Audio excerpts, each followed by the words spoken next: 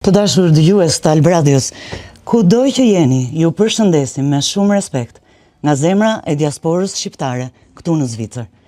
Sot hapi një program të veçantë, një bisedë që lidhet drejt për drejt me fatin demokratik të Republikës së Kosovës, por edhe me rolin historik të Mërgatës në këtë proces. Në një kohë kur sfidat shoqërore dhe kombëtare kërkojnë qartësi vizioni dhe përgjegjësi të lartë, në mikrofonin ton, sot kemi një personalitet që për shumë kënd simbolizon këmbguljen, rezistencën dhe përpjekjen e pandalur për dinjitetin shtetëror. Nga ditët e para si student i ri në Prishtinë, në krye të demokratëve, në krye të demonstratave kundër shtypjes të vitet e burgut politik e deri te themelimi i një lëvizje që u shndrua në subjektin kryesor politik në vend. Rrugëtimi i tij është i lidhur ngushtë me historitë më të re të Kosovës dhe kauzën e lirisë së saj. Sot në studion e Albradios kemi nderin dhe privilegjin të presim kryeministrin në detyrë të Republikës së Kosovës, zotin Albin Kurti, një figurë politike dhe adhetare, e cila me bindje, por edhe me kundërshti, ka shënuar jetën politike të vendit, ka artikuluar zërin e shumë qytetarëve të zhgënjur nga tranzicioni dhe ka vendosur në qendër të debatit politik dinjitetin e shtetit dhe të qytetarit. Zoti Kurti, mirë se erdhët në Albradio, në shtëpinë e të gjithë shqiptarëve, në shtëpinë tuaj. Ju falenderoj shumë për ftesën. Kënaqësia është e imja dhe jam shumë i nderuar që ndodhem në studion e Albradios dhe i përshëndes të gjithë dëgjuesit tuaj. Faleminderit. Që me siguri janë duke pritur momentin që ti të flasësh, patjetër që po. Në numrin e regjistrimeve nga diaspora, për zgjedhjet e jashtëzakonshme të 28 dhjetorit,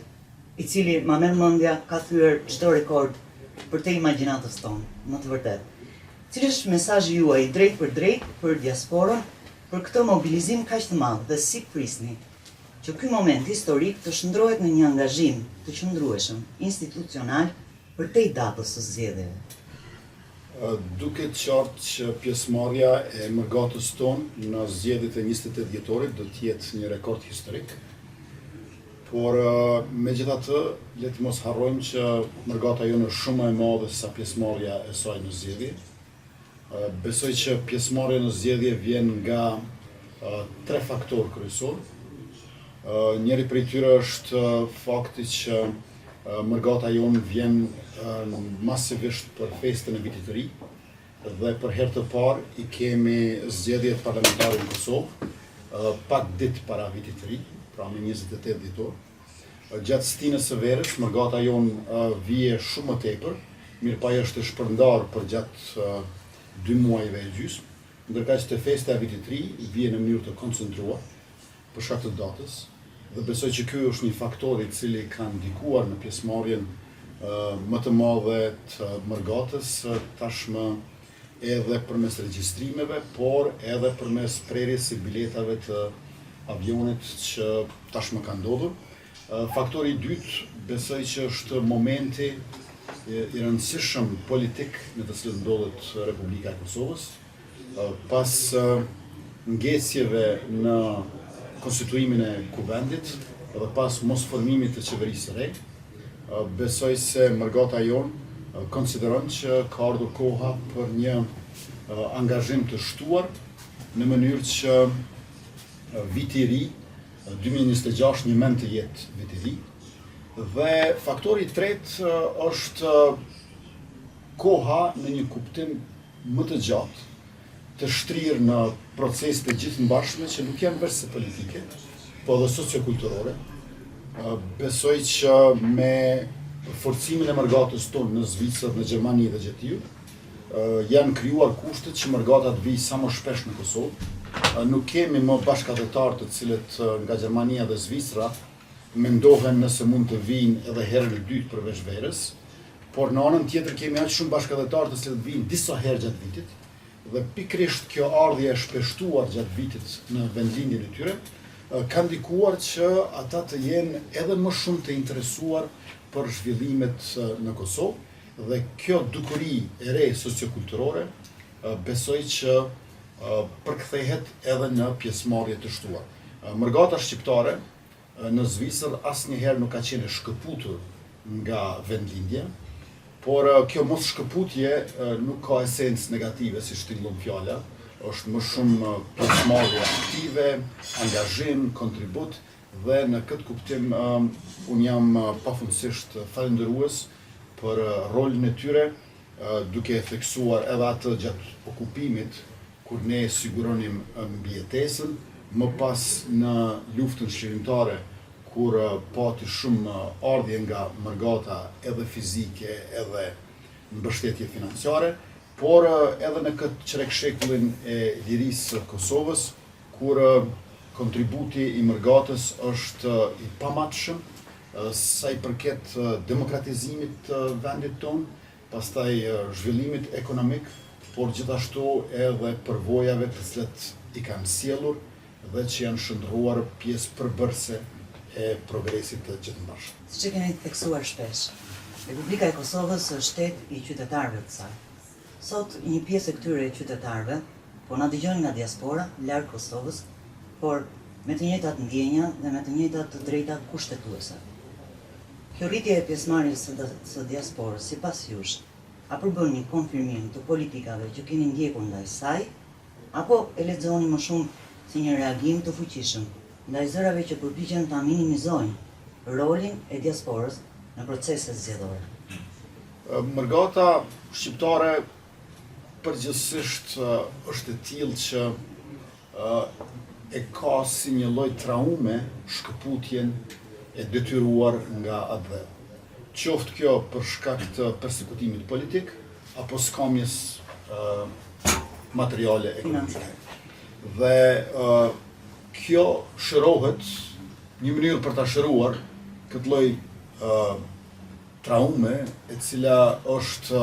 thellë në trupin e Republikës tonë dhe kombit mbar, është nëpërmjet kthimeve të shpeshta. Prandaj këto kthime të mërgatës tonë janë gjithashtu dhe mënyra se si ne si komb e trajtojmë traumën, që është më shumë se një shekullore, e që në trojet tona autoktone është reflektuar me rrudhjen e tyre për shkak të gjenocideve që kemi përjetuar, ndërkaq në mërgat është e përjetuar si shpërngulje e imponuar nga armiqtë e kombit tonë në periudha të ndryshme historike. Pra, kthimi dhe rikthimi në vendlindje është mënyra se si ne ndërbreza e trajtojmë traumën tonë të përbashkët. Dhe në këtë kuptim jemi jo vetëm bashkë, jemi më shumë se bashkë, jemi një. Në anën tjetër, zërat të cilat thonë ta zëmë që mërgata me qenë se nuk jeton në Republikën e Kosovës, nuk do të duhet që të ketë kaq zë të fuqishëm, besoj se nuk kanë të drejtë. Dhe këtë mund ta thonë nga ndonjë interes i aty paratyshëm, gjithsesi i ngushtë, por kjo si korrespondon realitetit, me qenë se edhe më tej diku rreth 20% të bruto produktit vendor në Kosovë konsiderohet që vjen nga të hyrat e mërgatës, që dikur ishin vetëm remitanca, ndërkaq tani janë edhe investime në ekonomi. Në Kosovë, krahasuar me 5 vite më herët, numri i bizneseve të regjistruara është për 26% më i lartë, ndërkaq numri i bizneseve të regjistruara me pronar të huaj është 55% më i lartë. Pjesërisht kjo është edhe nga diaspora jonë, pra një pjesë e diasporës sonë llogaritën si investimet huaja, me qenë se ata janë shtetas të vendeve të tjera, dhe kur investojnë në Kosovë, jo detyrimisht investojnë duke qenë partës të pasaportës Republikës sonë, por mund të jetë pasaportë gjermane, zvistrane të tjera, por gjithashtu tregon se kemi ardhur në fazën kur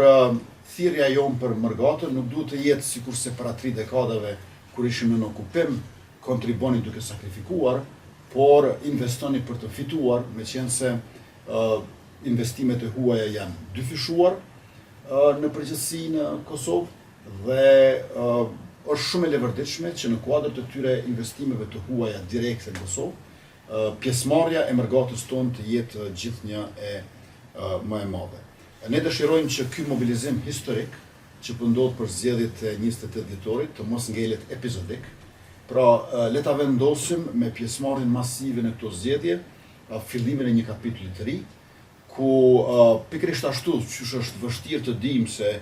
nga njëherë kush është brenda e kush është jashtë, të jemi të gjithë si bartës të pasaportës së Republikës Kosovës, si shtetës të Kosovës së pavarur, gjithashtu dhe pjesëmarrës në proceset demokratike, në zgjedhjet që bëjmë për ta vendosur fituesin, por edhe për të legjitimuar institucionet e reja që do të dalin nga legjislatura e 10. Me që dhe fjallat e remitencat. Ju shpesh keni theksuar se nuk jeni të interesuar që nga diaspora të pranohen vetëm remitenca, por edhe kuadro, dije dhe përvoja profesionale që mund të zbatohen në Kosovë. Sa realisht është bërë ky kalim nga paraja e dërguar tek kapitali njerëzor dhe profesional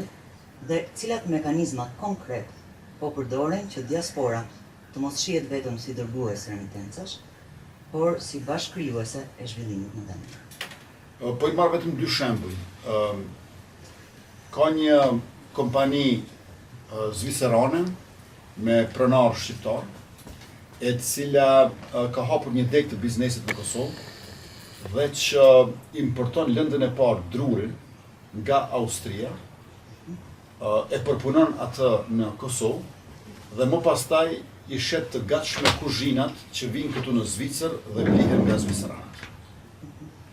Në anën tjetër, në kuadër të një ankandi publik për ngritjen e kapaciteteve për prodhimin e energjisë elektrike nëpërmjet burimeve të ripërtrishme, në Kramovik të Rahovecit po ndërtohet parku solar për 100 MW gjenerim të energjisë elektrike dhe në kuadër të 5 konzorciumeve të cilët kanë garuar e që kanë qenë nga Shtetet e Bashkuara të Amerikës, nga Franca, nga Egjipti, nga Turqia e kështu me radhë, fitues në fund doli një konzorcium i cili përbëhet nga kompani zvicerane, gjermane dhe të mërgatës shqiptare këtu në Zvicër, Arlat. Dhe ata fituan sepse në garën që u bë në mënyrë krejtësisht transparente, ofruan çmimin më të ulët, më pak se 49 euro për 1 megawatt orë. Ndërkohë që kushtet që ne i kishim garantuar është shfrytëzimi i tokës publike për 30 vjet dhe garancia tjetër që do ta blejmë energjinë elektrike që ta prodhojmë për 15 vitet në vijim. Pra nuk janë vetëm remitencat mënyra se si financiarisht dhe materialisht komunikon Republika e Kosovës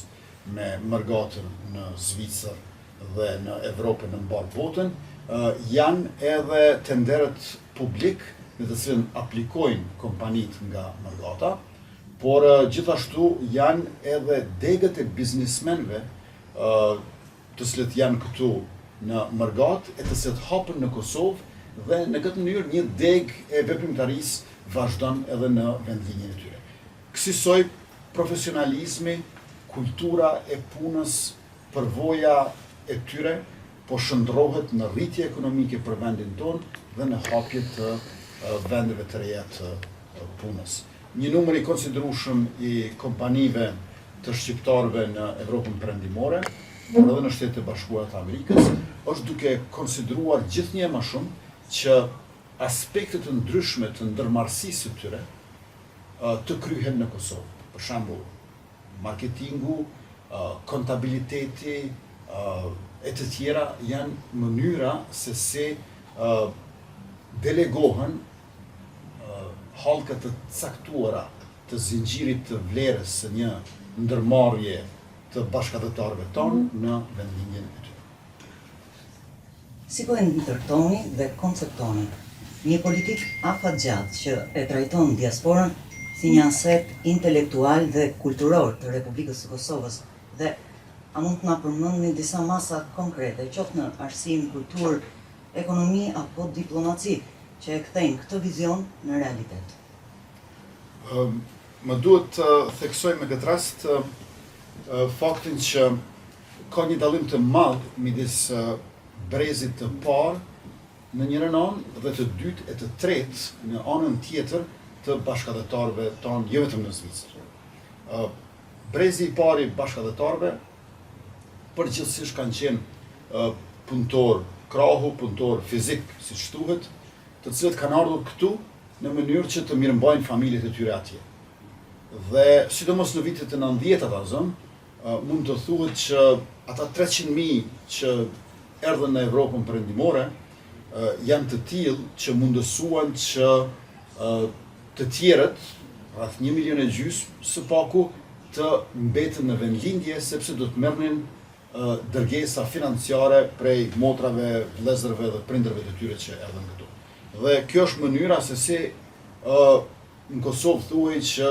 nuk ka asnjë shtëpi, asnjë familje pa dikë që ka në diasporë. Sepse ai që ishte në diasporë ishte burimi i të ardhurave në kohën kur neve na patën dëbuar nga shkollat e spitalet, nga fabriket dhe vendet e tjera të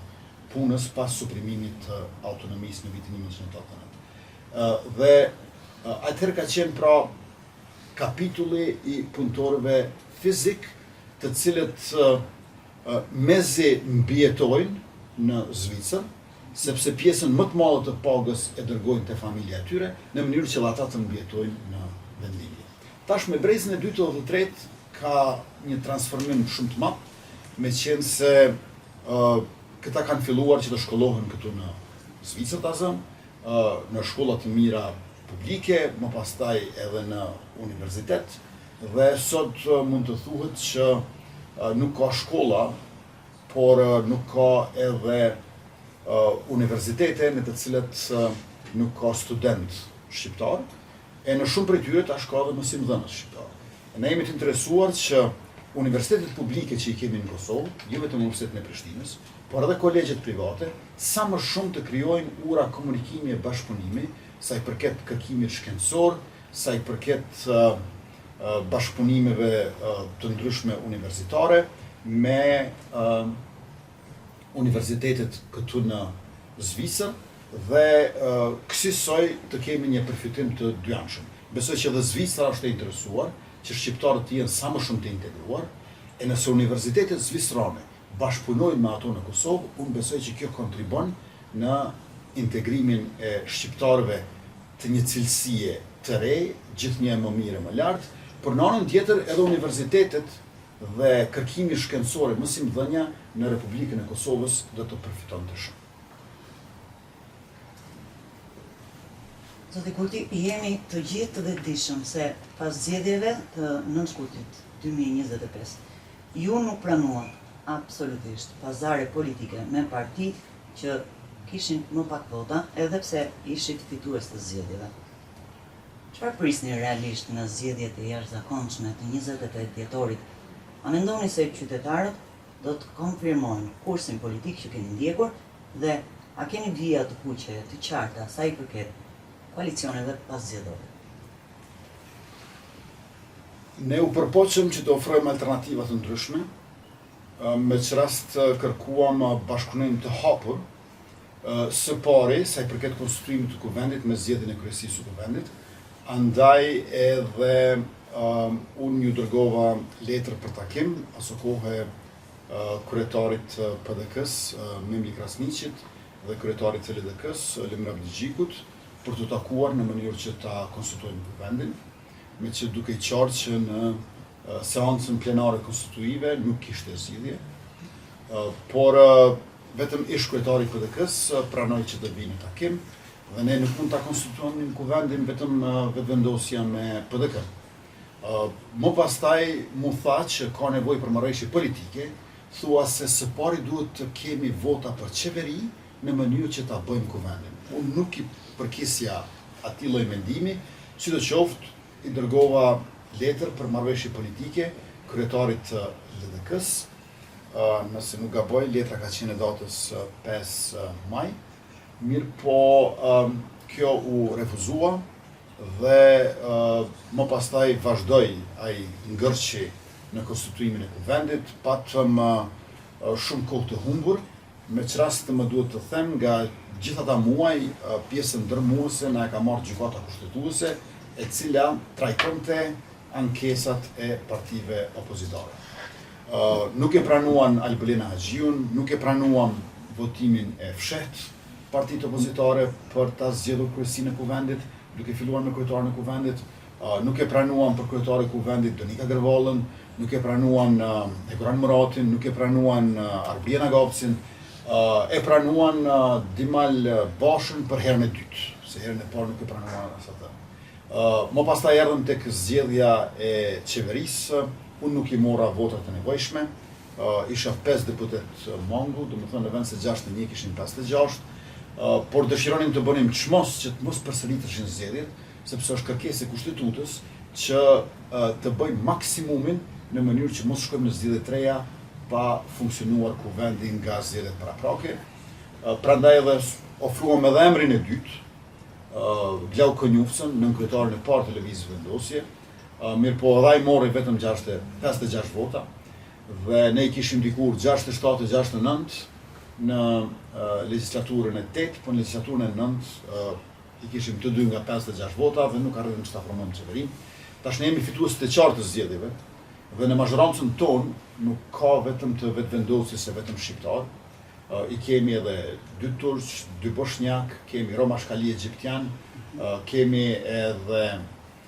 një serb, kemi një egjiptianin e përmenda Albert Krasniqin. Domethënë është një mazhorancë multietnike,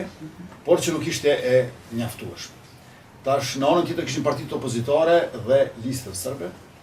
dhe unë besoj që kjo do të ndryshojë me datën 28 dhjetor. Prandaj do themi që na nevojitet një fitore më e madhe që bëhet triumf, qarta ze të jesh i pari dhe të jesh i pari më i madh, edhe se i dytë e i tretë së bashku nuk po mjafton. Andaj kjo është edhe apeli im që të ketë pjesëmarrje masive për një fitore më të madhe që bëhet triumf për konstituimin edhe të kuvendit të ardhshëm edhe të qeverisë. Pikërisht për Albëradion, zoti Kurti, si e vlerësoni nga këndvështrimi juaj arritjen e Albëradios si radiostacioni i parë në botë që ka fituar licencë nacionale në një shtet jashtë kufive të vendlindjes, në rrjetin toksor, duke transmetuar 24 orë programe kulturë dhe muzikë të pastër shqipe. Dhe çfarë roli mund të luajnë media të tilla të diasporës në ruajtjen e identitetit, por edhe në ndërmjetësimin e komunikimit mes institucioneve të Kosovës dhe qytetarëve që jetojnë jashtë saj? Unë ju falenderoj shumë për këtë kontribut që bëni, sepse nëpërmjet valëve të radios suaj përhapet gjithnjë më shumë gjuha e bukur dhe ëmbël shqipe, e cila është shumë e përshtatshme për këngë, ka një muzikalitet të padiskutueshëm, por edhe jetojmë në epokën kur njerëzit gjithnjë më shumë do bëjnë nga 2 angazhime ose më shumë njëkohësisht, apo multitasking si thuhet, dhe besoj që rëndësia e radios në muajt dhe vitet në vijim do të vijë duke u shtuar, dhe Albëradio padyshim që do të luajë një rol të rëndësishëm për kulturën shqiptare. Le të mos harrojmë që si komb shqiptar ne jemi komb i flamurit, jemi edhe komb i dokeve, zakoneve, traditës sonë pra, por përveç se komb i vetdijes kolektive për historinë e vuajtjeve edhe të lavdive tona, në të njëjtën kohë, unë do thosha, para së gjithashtu jemi komb i gjuhës. Prandaj edhe Albëradio është teje e rëndësishme në mënyrë që jo vetëm të shikojmë njëri tjetrin si shqiptar, por ta dëgjojmë njëri tjetrin e të flasim sa më shumë. Në këtë aspekt besoj që tekstet gjuha shqipe dhe kultura shqiptare, që tash janë 3 nivelet për fëmijët shqiptarë në Bergat, janë shumë të rëndësishme, dhe në anën tjetër sa më shumë programe ku vi në spikam gjuhën, muzikën dhe kulturën shqiptare, padyshim që e forcojnë Mërgatën këtu, por edhe ngrisin reputacionin e vendit ton atje. Sa më e fortë Mërgata këtu, sa më e suksesshme ajo, natyrisht që kjo menjëherë përkthehet edhe në respekt të shtuar për Republikën e Kosovës, por edhe sa më shumë që ne atje e ngrejmë lart sigurinë dhe mirëqenien e qytetarëve tonë, po ashtu kjo reflektohet në respekt të shtuar këtu.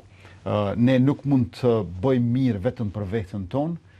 padyshim që do të bëjmë mirë edhe për njëri tjetrin, dhe kjo të mos jetë kundër dikujt tjetër, por për hir të fëmijëve e rinisë, por gjithashtu edhe si obligim borxh të atyre që u flijuan, dëshmorët e kombit dhe të gjithë veprimtarët të cilët kontribuan që Kosova të jetë shtet i pavarur dhe në të njëjtën kohë qytetarët atje të gëzojnë lirinë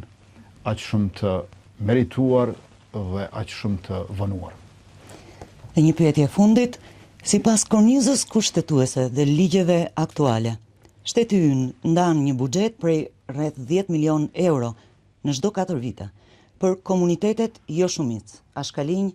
egjiptian, rom e të tjerë, që ata të ruajnë në këtë mënyrë gjuhën dhe kulturat e tyre amtare në Kosovë. A e shihni legjitime që edhe ne, mërgata shqiptare, e cila jeton jashtë territorit të Republikës Kosovës, të kërkojmë mbështetje institucionale për ruajtjen e gjuhës shqipe, kulturës dhe identitetit kombëtar për brezat e rinj? Ne do ta kemi buxhetin e Republikës Kosovës 4 miliard vitin e ardhshëm, që është një ngritje prej 2/3 krahasuar me para 5 viteve. Natyrisht që mbështesim komunitetet jo shumicë dhe këto e bëjmë për shkak se në Kosovë nuk jemi që të gjithë shqiptarë. Një mend jemi shqiptar 92%, por i kemi edhe 8% pakica, prej cilëve gjysa janë serbë dhe gjysa janë të tjerë. Por ne mbështesim edhe shqiptarët azëm në Lugin të Preshevës, në Preshevë Medvegje Bujanovës, sepse u japim bursa studentëve edhe nxënësve, ta zëm asnjë student ose nxënës nga Presheva, Medvegje dhe Bujanovës që studiojnë ose mësojnë në Kosovë, ne nuk e lëm pa bursë. Janë gjithsej 1234 ta zëm si vjet. Por edhe u dërgojmë tekstet shkollore e parashkollore. Besojmë që duhet të punojmë maksimalisht për institucionalizimin e bashkëpunimit me Mërgatën, prej përfaqësimit të tyre në institucionet e Kosovës, për çfarë kemi një program special, siç është ai i diplomacisë qytetare, për të rinjtë dhe të rejat nga Mërgata, që janë student ose që kanë mbaruar bachelorin, vinë në për ministrit dhe komunat e Kosovës, e deri tek çfarë po bëjmë me ambasadat dhe konzulatat tona gjithandrej në ofrimin e kushteve më të mira në mënyrë që shërbimet të jenë jo vetëm të qasshme, por edhe cilësore e të shpejta. Në këtë kuptim, padyshim që dëshirojmë investimet nga Mërgata, përfaqësim më të madh të Mërgatës në institucionet tona dhe jemi të gatshëm që përveç teksteve mësimore të gjuhës së kulturës, kemi edhe investime të tjera në mënyrë që gjuha shqipe të mësohet edhe në universitetet e Zvicrës, por po ashtu edhe të mbështesim të gjithë ata të cilët afirmojnë gjuhën shqipe dhe mundësojnë që integrimi në shoqërinë zvicrane të mos nënkuptoj asimilim për ta si shqiptar.